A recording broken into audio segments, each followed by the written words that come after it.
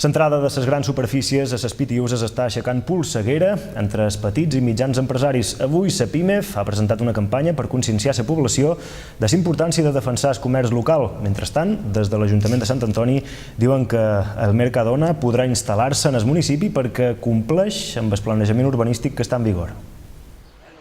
L'Associació de Comerciants de Sant Antoni, amb el recolzament de la PIMEF, ha presentat aquest matí una campanya en favor del petit comerç. Segons s'han explicat, es tracta de conscienciar els consumidors de la necessitat de recolzar els petits comerços del municipi, ja que asseguren que l'arribada de les grans superfícies pot afectar greument els locals familiars de tota la vida i la forma de vida del poble.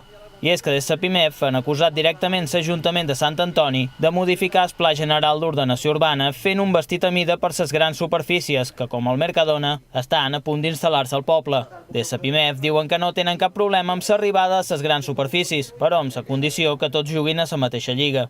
Que entrin, però que entrin en un formats. Per què no entren en formats de 8 o 900 metres, de 1.000 metres? No fa falta fer naus de 2 o 3.000 o 4.000 o 5.000 o 25.000 metres cúbics que es demanen aquí. Jo entenem que poden venir, clar que poden venir, però han de venir amb un ordre, han de poder instal·lar-se en les lleis que realment estan establertes i no canviar unes lleis perquè puguen entrar de qualsevol manera.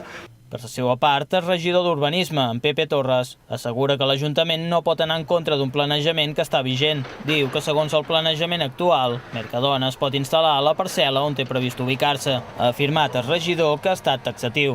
Hi ha un planejament en vigor, amb uns paràmetres d'edificació. La modificació puntual mai toca aquests paràmetres. És a dir, que tant modificació puntual com en el planejament en vigor, allà hi ha una edificabilitat i és la que es farà.